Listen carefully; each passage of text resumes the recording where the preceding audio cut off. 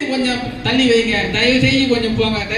அந்த தயவுன்னு சொல்ல ஒருத்தர்கிட்ட நம்ம போய் ஒரு சாலையில ஒரு சின்ன ஒரு மோதல் ஏற்பட்டா கூட நீ தப்பா வந்தனால தயவு செய்து நான் தான் தப்பா வந்துட்டேன் போங்க.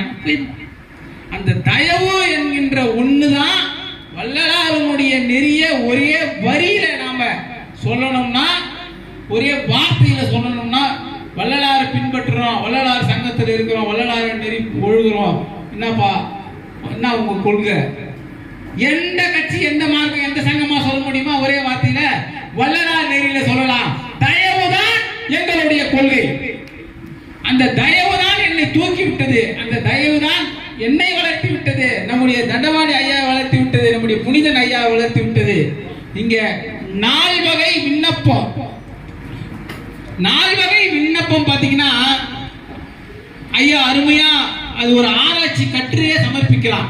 உரைநடை பகுதியில் இருந்து அதை எடுத்து அதற்கான வார்த்தை விளக்கங்களை எல்லாம் பெற்று நமக்கு அற்புதமான ஒரு 4 வகை விண்ணப்பம். அந்த 4 வகை விண்ணப்பத்தை நாம் கடைபிடித்தாலே நம்முடைய கர்ம வினைகளை அறுத்து கொள்ளலாம். கர்ம வினைகள்லாம் செத்து போயிடும். நம்மள கர்மா துரத்துதுன்னு சொல்றோம் இல்லையா? இந்த 4 வகை விண்ணப்பத்தை ஐயா கிட்ட நம்ம வைச்சோம்னா போதும். ஐயா தூய்மையால் எனது துரிசலாம் நீக்கி நல் வாய்மையால் கருணை மழை பொழி மழையேன்னு அதே 4 வகையான மழைய அவரு கேட்கிறார். அந்த அப்புறம் பாத்தீங்கன்னா நம்மள 4 விஷயத்துல ஜாகிரதையா இருக்கின்றார். ஆகாரம், மைதூனம், நித்திரை, பயம். இது 4 தான் நம்மை கெடுப்பவை 4 என்றார்.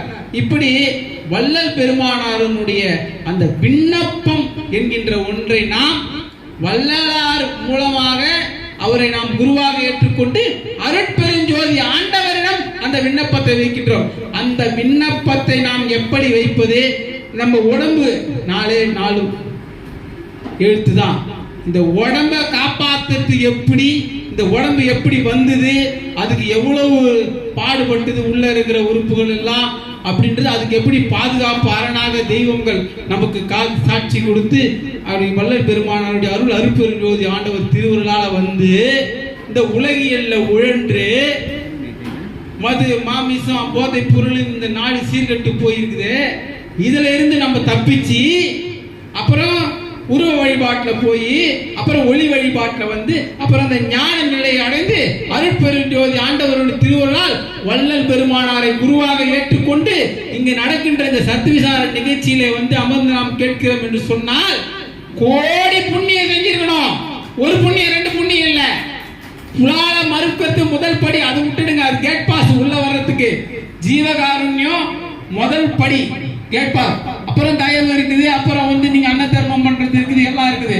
ஆனால் இதையெல்லாம் கடந்து வந்து நாம ஒழுக்க நெறியில நிற்பதற்கு நமக்கு உதவி செய்வதுதான் அந்த 4 வகை விண்ணப்பங்கள்.